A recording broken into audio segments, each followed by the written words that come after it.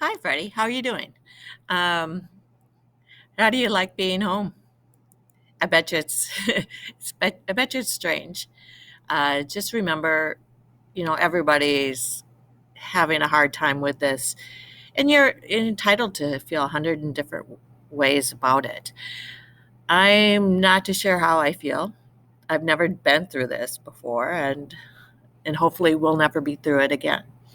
Um, But I just wanted to let you know that I'm doing this video because Mrs. Marzinski and Losick and Jacobs had asked me to read you the first two chapters of your book, the Harry Potter, the Sorcerer's Stone. Um, and this is for your book club. And I'm just reading you the first two chapters. And they want you to just be aware about the setting. That's where it takes place. And the setting for the first chapter is in London. And just remember, be patient with me. Some of these names are names that are made up names, so it's I might say them wrong. It's a learning curve for me also, um, but we'll get through it together. And the setting is actually um, going to be taking place in England. And then they talk a little bit different than we do here. And then also um, in the coming up chapters, Mrs. Marzinski is going to want you to try to understand how Harry feels living with his aunt and uncle who despise him. Um, and then how he goes to Hogwarts, and he's like treated like a king. He's like the best wizard alive. So they want you to understand how he feels going from one place to the other. Um, so let's get started. A boy who lived. Mr. and Mrs. Darsley of number 4 Privet Drive were proud of their son. Of They were proud to say that they were perfectly normal. Thank you very much. They were the last people you'd ever expect to be involved in anything strange or mysterious because they just didn't hold in such nonsense. Mr. Darsley was the director of a firm called Grin, Grinnings, which made drills. He was a big, beefy man with hardly any neck, although he did have a very large mustache. Mrs. Darsley was thin and blonde and was nearly twice the usual amount of neck, which came in very useful as she spent as much of her time craning over the garden fences, spying on the neighbors.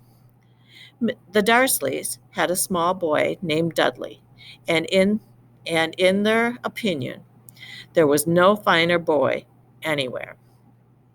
The Darsley had everything they wanted, but they also had a secret, and their greatest fear was that somebody would discover it. They didn't think they could bear it if anybody found out about the Potters. Mrs. Potter was Mrs. Darsley's sister, but she hadn't met for several years. In fact, Mrs. Darsley pretended that she didn't have a sister because her sister and good for nothing husband were as un-Darsleyish as it was possible to be. The Darsleys shuddered to think that the neighbors would say if the Potters arrived on the street. The Darsley knew that the Potters had a small son too, but they had never even seen him. The boy was another good reason for keeping the Potters away. They didn't want Dudley mixing with a child like that. When Mr. and Mrs. Darcy awoke on a dull gray Tuesday, our story starts. There was nothing about the cloudy sky outside to suggest a strange and mysterious thing would soon be happening all over the country.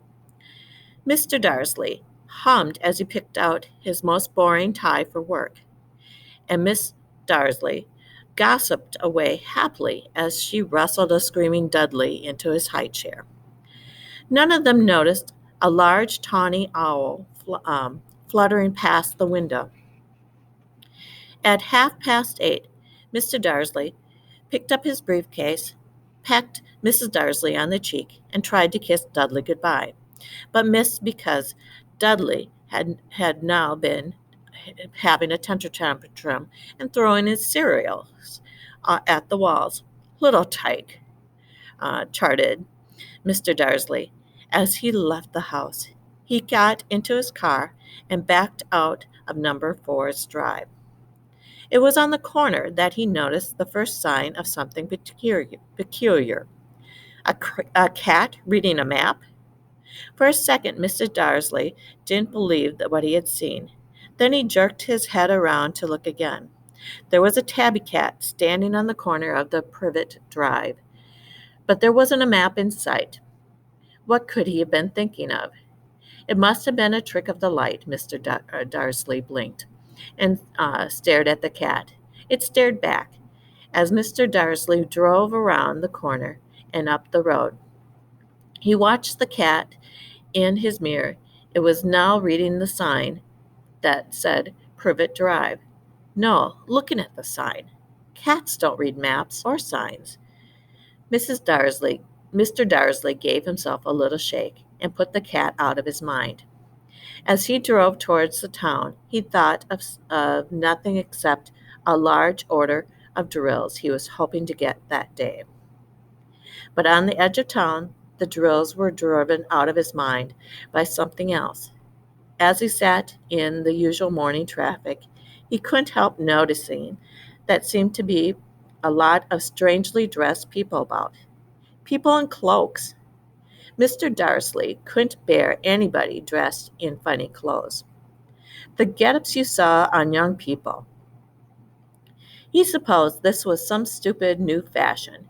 He drummed his fingers on the steering wheel, and his eyes flew on a huddle of those weirdos standing quite close by.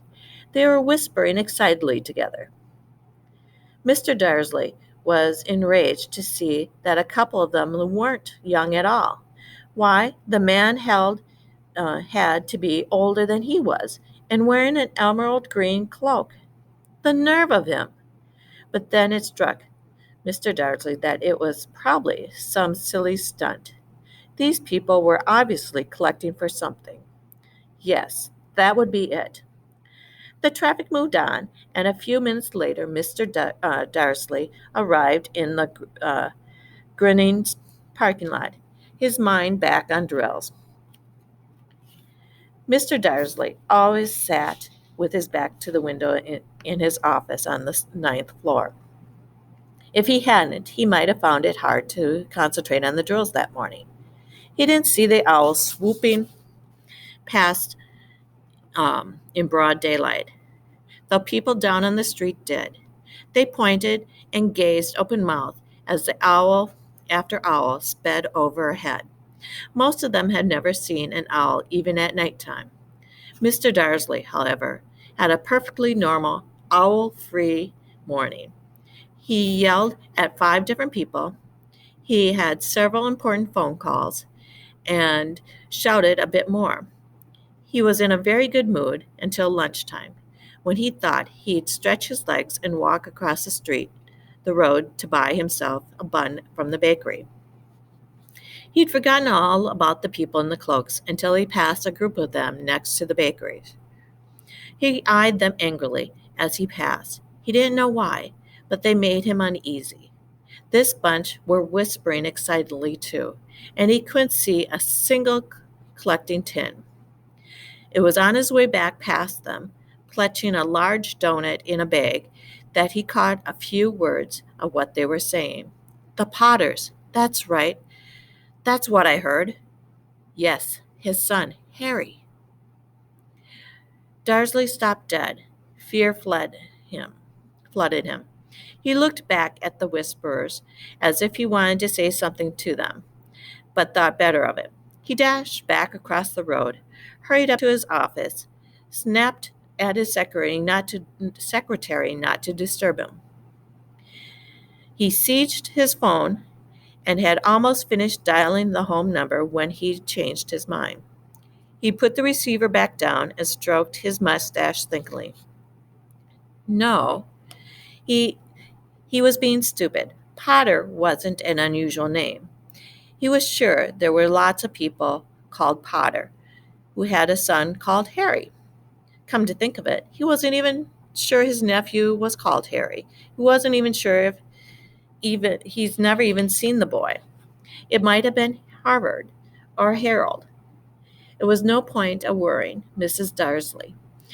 She always got so upset at any mention of her sister. He couldn't blame her if he'd had a sister like that. But all the same, these people in cloaks. He found it a lot harder to concentrate on the drills that afternoon. And when he left the building at 5 o'clock, he was still so worried that he walked straight into somebody just outside the door. Sorry, he grunted, as a tiny old man stumbled and almost fell. It was a few seconds before Mr. Darsley realized that the man was wearing a velvet cloak. He didn't seem at all upset about being knocked to the ground.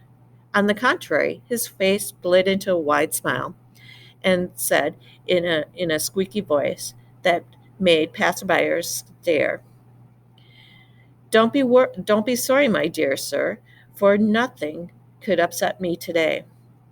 Rejoice, for you know who has gone at last. Even muggles like yourself should be celebrating this happy day. And the old man hugged Mr. Darsley around the middle and walked off. Mr. Darsley stood rooted to the spot. He had been hugged by a complete stranger. He also thought he had been called a muggle, whatever that was. It rattled him. He hurried to his car and set off for home, hoping he was imagining things which he had never hoped before, because he couldn't approve of imagination. As he pulled into the driveway of number 4, the first thing he saw, and it didn't improve his mood, was the tabby cat he'd spotted that morning. It was now sitting on the garden wall. He was sure it was the same one. It had the same markings around the eyes.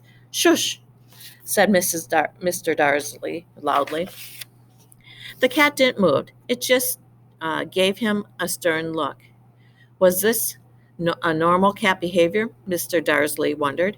Trying to pull himself together, he let himself into the house. He was still determined not to mention anything to his wife. Mrs. Darsley had had a nice, normal day. She told him over the dinner all about Mrs. Next Door's problem with her daughter and how Dudley had learned a new word, Wanta. Mr. Darcy tried to act normally. When Dudley had been put to bed, he went into the living room in time to catch the last report on the evening news. And finally, bird watchers everywhere had reported that nation's owls had been behaving very unusual today. Although owls normally hunt at night and are hardly ever seen in daylight, there were hundreds of sightings of these birds flying in every direction since sunrise. Experts are unable to explain why the owls have been suddenly changing their sleeping patterns. The newscasters allowed himself a grin, most mysterious, and now over to Jim McGuffin with the weather. Going to be any more showers of owls tonight, Jim? Well, Todd, said the weatherman, I don't know about that, but it's not only the owls that are been acting oddly today. Viewers as far as Kent and Yorkshire and Dundee had been phoning in to tell me instead of rain I promised yesterday that they had a downpour of shooting stars. Perhaps everybody's been celebrating bonfire night early. It's not until next week, folks, but I can promise a wet night tonight. Mr. Darsley sat frozen in his armchairs, shooting stars all over Britain, owls flying in daylight, mysterious people in cloaks all over the place, and a whisper about the Potters. Mrs. Darsley came into the living room carrying 2 cups of tea. It was so good. It, it was no good. He'd have to say something to her. He cleared his throat nervously. Petunia, dear, you haven't heard from your sister lately, have you? As he expected, Mrs. Darsley looked shocked and angry. After all, they normally pretended that she didn't have a sister. No, she said sharply. Why? Funny stuff on the news. Darcy nodded.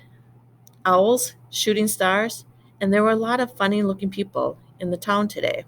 So, snapped Mrs. Darsley. Well, I just thought maybe it was something to do with, you know, her crowd. Mrs. Darsley sipped her tea through pursed lips. Mr. Darsley wondered whether he dare tell her about the name Potter. He decided he didn't dare.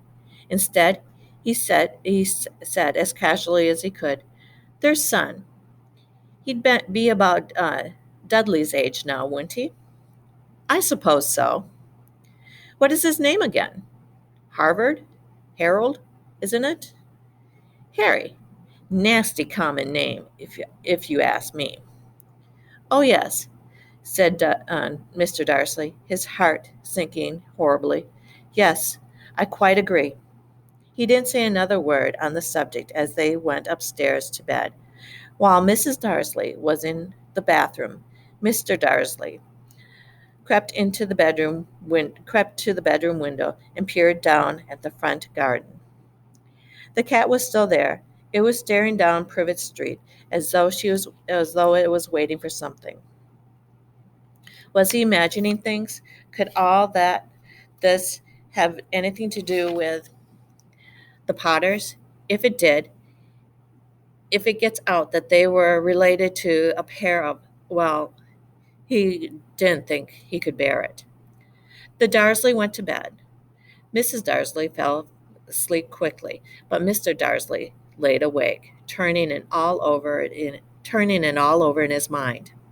His last comforting thought before he fell asleep was that even if the Potters were involved, there was no real reason for them to come near him and Mrs. Darsley. The Potters knew very well what he and Petunia thought about them and their kind.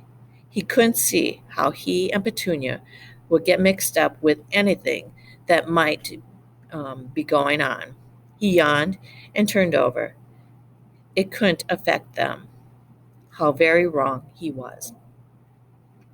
Mrs. Darsley thought Mrs. Darsley might have been drifting into an uneasy sleep, but the cat in the wall outside was showing no signs of sleeping.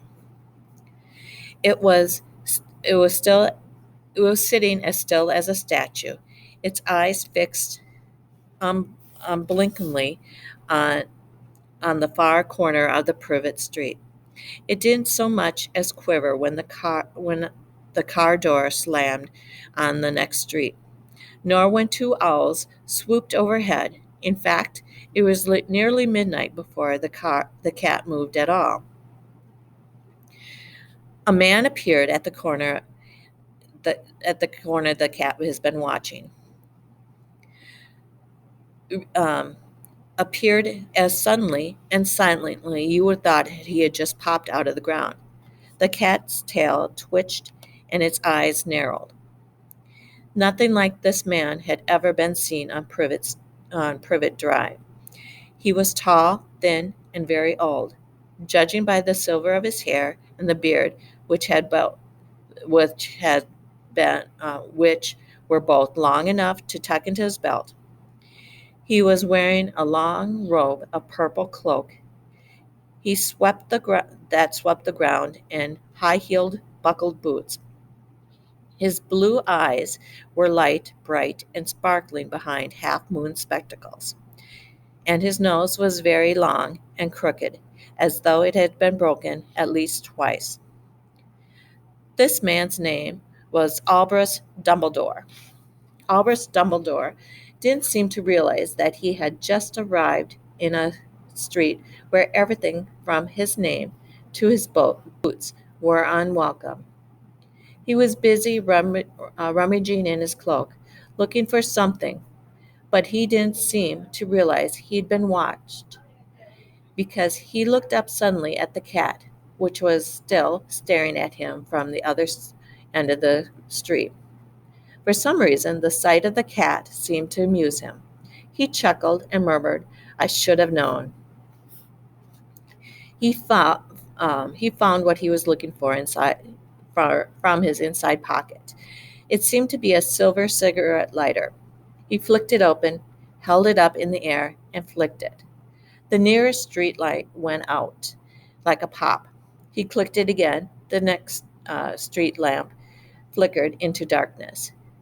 12 times he flicked the put outer until the only lights left on the whole street were the two tiny pinpricks in the distance, which were the eyes of the cat watching him. If anybody looked out of their window now, even beady-eyed Mrs. Darcy, they wouldn't be able to see anything that had happened down on the pavement. Dumbledore slipped the put-outer back into his cloak and set off down the street towards number 4, where he sat down on the wall next to the cat. He didn't look at it, but after a moment he spoke to it. "Fancy seeing you here, Professor McGonagall." He turned to smile at the tabby, but it had gone. Instead, he was smiling at a rather severe-looking woman who was wearing squared glasses, exactly the shape of the markings of the cat that had been around its eyes. She, too, was wearing a cloak, an emerald one. Her black hair was drawn into a tight bun. She looked distinctly ruffled. "How did you know it was me?" she asked. "My dear Professor, I've never seen a cat sit so stiffly." "You'd be stiff, too, if you'd been sitting on a brick wall all day," she said. "All day? When could you have been, um, when you could have been celebrating? I must have passed a dozen feasts and parties on my way here." Professor McGonagall stiffened again. "Oh, yes, everybody's celebrating all right," she said impatiently. "You'd think they'd be a bit more careful. No, not even the muggles have noticed something, but no, even the muggles have noticed that something was going on. It was on their news." She jerked her head back to the uh, Dursley's dark living room window. "I heard it. Flocks of owls, shooting stars. Well, they're not completely stupid. They were bound to notice something. Shooting stars down in Kent? I'll bet that the um, Dartles Diggle, he never had much sense." "You can't blame them," said Dumbledore gently. They have had precious little to celebrate for 11 years." "I know that," said the professor irritably, "but that's no reason to lose their heads. People are being downright careless. Out on the street in broad daylight, not even dressed like muggle clothes, swapping rumors." She threw down a sharp sideways glance at Dumbledore, here as though hoping he was going to tell her something. But he didn't. So she went on. "A fine thing it would be if, on the very day you know who seems to have disappeared at last, the Mongols found out about us all." "I suppose he really has gone, Dumbledore." "It certainly seems so," says Dumbledore. We have very much to be thankful for. Would you care for a lemon drop?" "A what?" "A lemon drop. It's kind of a Mongol sweet I'm rather fond of." "No, thank you," said Professor McGonagall coldly, as though she didn't think this was the moment for lemon drops. As I say, even if you know who has gone, my dear professor, surely a sensible person like yourself can call him by his name. All this you know who nonsense. For 11 years, I have been trying to persuade people to call him by his proper name, Voldemort. Professor McGonagall uh,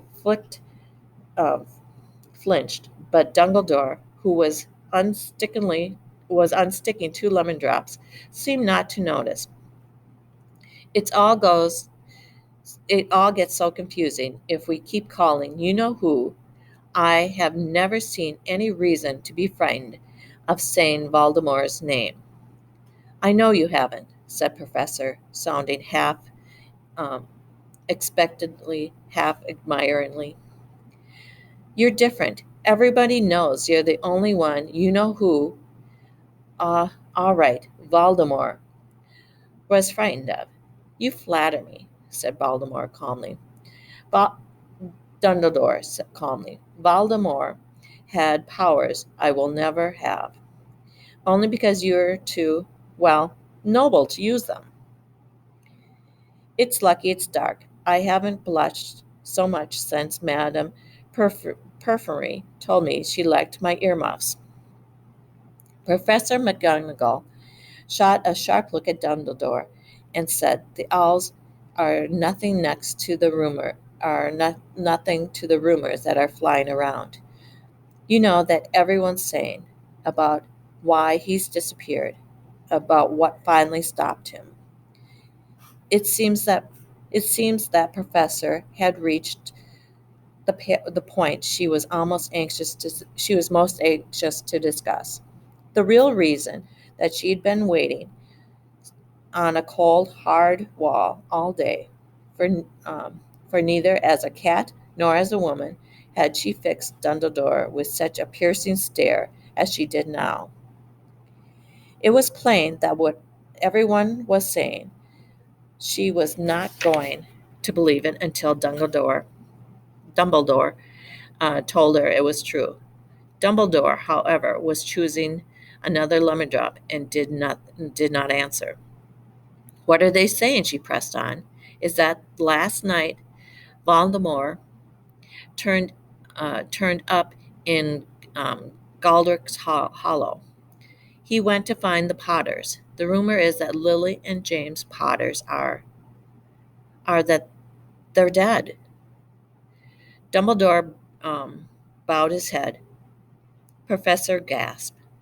Lily and James, I can't believe it. I don't want to believe it. Oh, Albus. Dumbledore reached out and patted her shoulder. I know, he said heavily. Professor's voice trembled as she went on. That's not all. They're saying he tried to kill the Potter's son, Harry. But he couldn't. He couldn't kill that little boy. No one knows why and how, but they're saying that's when he couldn't kill Harry Potter. Voldemort's powers somehow broke, and that's why he's gone. Dumbledore nodded grimly. It's true, flustered Professor. After all, he's done. All the people he's killed. I couldn't he couldn't kill a little boy. It's just astounding of all the things to stop him. But how in the name of heaven did Harry survive? We can only guess, said Dumbledore. We may never know. Professor pulled out a lacy handkerchief and dabbed her eyes beneath the spectacles. Dumbledore gave a great sniff, sniff as he took out a golden watch from his pocket and examined it. It was a very odd watch. It had 12 hands, but no numbers. Instead, little planets moving around the edge. It must have made sense to Dumbledore, though, because he put it back into his pocket and said, Hagrid's late. I suppose it was he who told you I'd be here, by the way. Yes, said Professor. and I don't suppose you're going to tell me why you're here of all places. I've come to bring Harry to his aunt and uncle. They're the only people he has left now. You can't mean the people who live here, cried Professor, jumping to her feet and pointing at the number 4. Dumbledore, you can't. They've been, I'd been watching them all day. You couldn't find two people who are less like us. And they got the son. I saw him kicking his mother all the way up the street, screaming for sweets. Harry Potter come and live here? It's the best place for him, said Dumbledore firmly. His aunt and uncle will be able to explain everything to him when he gets older. I've written them a letter. A letter, repeated the professor, sitting back down, down on the wall. Really, Dumbledore, you think you can explain all this in a letter? These people will never understand him. He'd be famous, a legend. I wouldn't be surprised if today would be known as Harry Potter's Day in the future. There will be books written about Harry.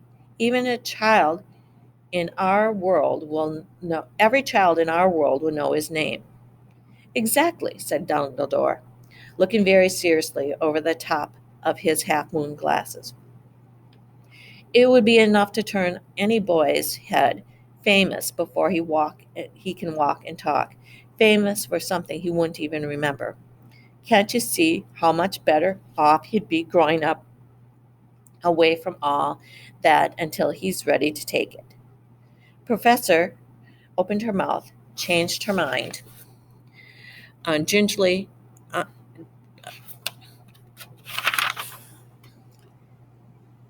uh, swallowed, and said, "Yes, yes, you're right, of course. But how is the boy getting here, Dumbledore?" She eyed his cloak suddenly, as though she thought he might be hiding Harry underneath it. Um, Hagrid's bringing him. You think it's wise to trust Hagrid with something as important as this? I would trust Hagrid with my life, said Dumbledore. I'm not saying his heart isn't in the right place, said Professor grudgingly, but you can't pretend he's but you can't pretend he's not careless. He doesn't tend to. What was that? A low rumble sounded as had broke the silence around them. It grew steadily louder as they looked up and down the street for some signs of a headlight. It swelled, it swelled to a roar as they both looked up into the sky. A huge motorcycle fell out of the air and landed on the road in front of them. If the motorcycle was huge, it was nothing to the man sitting astride it. It was almost twice as tall as a normal man and at least 5 times as wide. He looked simply too big and to be allowed and so wild. Long tangles of bushy black hair and beard hid most of his face. His hands were the size of trash can lids, and his feet in their leather boots were like baby dolphins. In his vast, muscular arms, he was holding a bundle of blankets. Hagrid, said Dumbledore, sounding relieved. At last! And where did you get that motorcycle? I borrowed it, Professor Dumbledore, sir, said the giant, climbing carefully off the motorcycle as he spoke. Young Cyrus Black lent it to me. I've got him, sir. No problem. No problems, were there? No, sir. House was almost destroyed, but it got him out all right before the muggles started swarming around. He fell asleep as we flew over Brussels. Dumbledore and Professor bent forward over the bundle of blankets. Inside, just visible, was a baby boy, fast asleep. Under a tuft of jet black hair over his forehead, they could see a curious shaped cut, like a bolt of lightning. Is that where? Whispered Professor. Yes, said Dumbledore. He'd have that cut scar forever. Couldn't you do something about it, Dumbledore? Even if I could, I wouldn't. Scars come in handy. I have one myself above my left knee. That is a perfect map of London's underground. Well, give him here, Hagrid. We'd better get this over with. Dumbledore took Harry in his arms and turned around towards the Dursley's house. Could I, could I say goodbye to him, sir? Said Hagrid. He bent his giant, shaggy head over Harry and gave him what have been a very scratchy, whiskery kiss. Then suddenly, Hagrid let out a howl like a wounded dog. Shh, hissed Professor. You'd wake the muggles.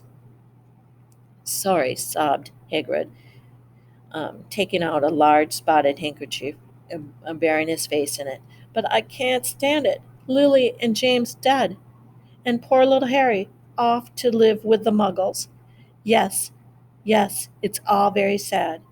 But get a grip of yourself, Hagrid, um, or we'll be found, Professor whispered, patting Hagrid gently on the arm as Dumbledore stepped over the low ground wall and walked to the front door. He laid Harry gently on the doorstep took the letter out of his cloak, tucked it into Harry's blanket, and then came back to the other two. For a full minute, the three of them stood and looked at the little bundle. Hagrid's shoulders shook. Professor blinked fiercely, and the twitching light that usually shone on Dumbledore's eyes seemed to have gone out. Well, said Dumbledore finally, that's that. We've no business staying here.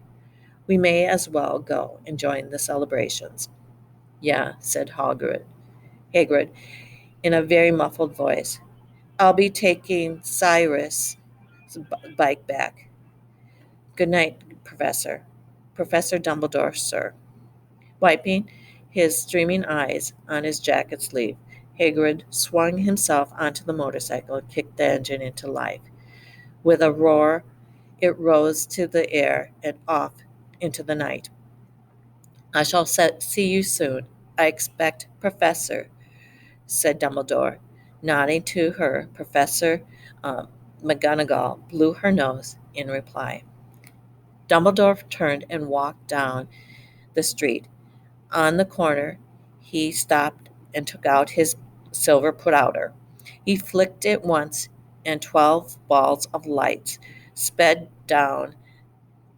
back to their street lamps as the Privet Drive glowed suddenly orange, and he could make out a tabby cat slinking around the corner at the other end of the street. He could just see the bundle of blankets on the step of number 4. Good luck, Harry, he muttered. He turned on his heels, and with a swish of his cloak, he was gone. A breeze ruffled the neat hedge of the Privet Drive, which lay silent and tidy under the inky sky. The very last place you would expect astonishing things to happen. Harry Potter rolled inside his blankets without waking up. One small hand closed on the letter beside him, and he slept on, not knowing he was special, not knowing he was famous, not knowing that he would wake in a few hours' time by Mrs. Darcy's scream as she opened the front door to put out the milk bottles, nor that he would spend the next few weeks being prodded and pinched by his cousin Dudley. He couldn't know that at this very moment people meeting in secret all over the country were holding up their glasses and saying in hushed voices, "To Harry Potter, the boy who lived." That was chapter 1. I will send you another video of chapter 2 in just a moment.